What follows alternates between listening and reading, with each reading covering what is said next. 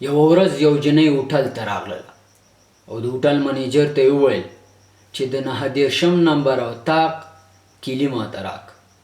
منیجر ورته انکار وکړ، وایي هغه اتاق نیول شوی دی او که د بل اتاق کیلي غواړې درته به یې درکړم.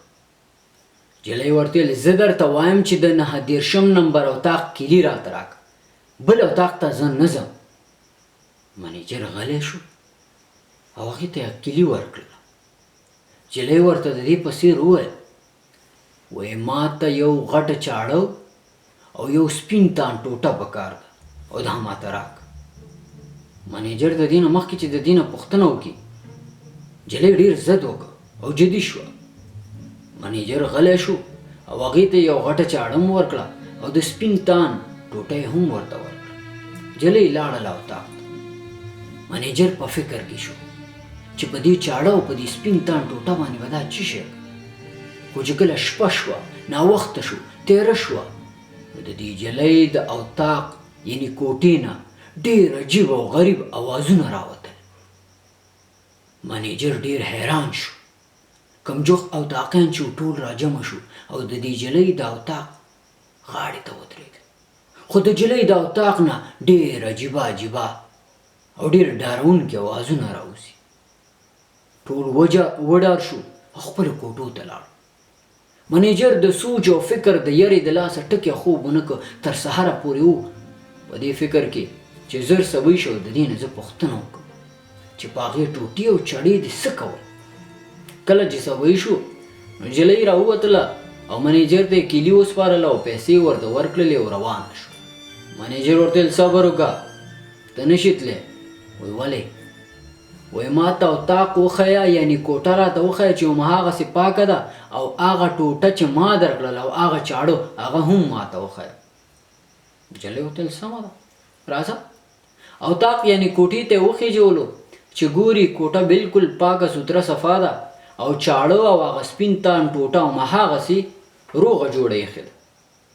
جلۍ لاړه او منیجر په خپل ځای کېناست.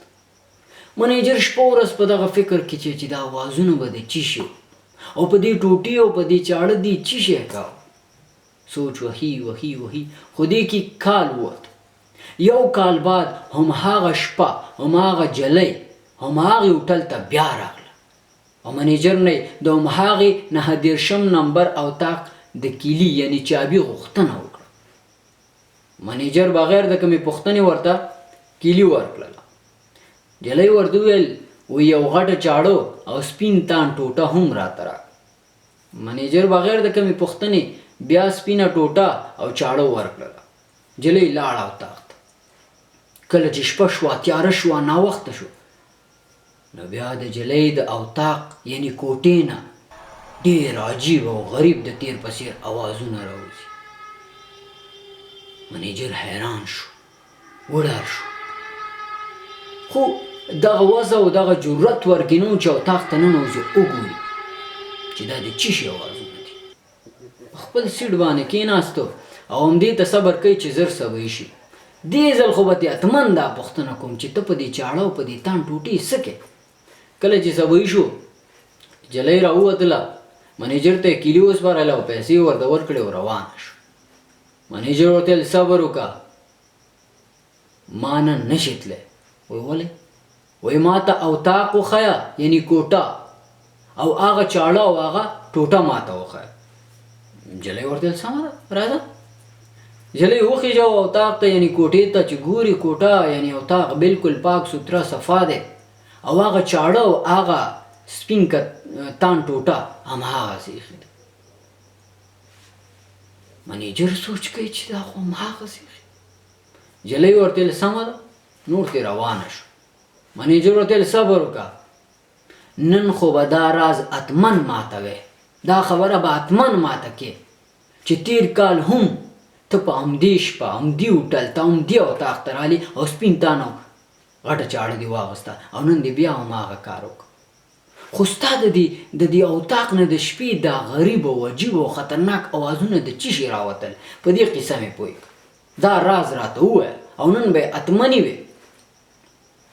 جنۍ ویل چې منیجره ته زومره ضد کې، سمه ده درته یې ویمه خو زما یو شرط دی او شرط مې دا دی چې ته به ما سره ژمنه یعنی وعده کې چې دا خبره به چاته نه کې. منیجر ورته ویل سمه ده. وایي ښه غوږ دې راوړاندې کړه. منیجر غوږ ور وړاندې کړ او جلۍ ورته هغه خبره وکړه. خو منیجر تر اوسه پورې دا راز چاته نه دی ویلی. نو خبره مې دا کوله مېل که تاسو ته د دغه راز معلومات دي نو مهرباني وکړئ په کمنټ کې راته ولیکئ یا راته میسج کې ووایه. زه حیران یم چې دا به یې څه شی ورته ویلي او دا اوازونه به د څه شي.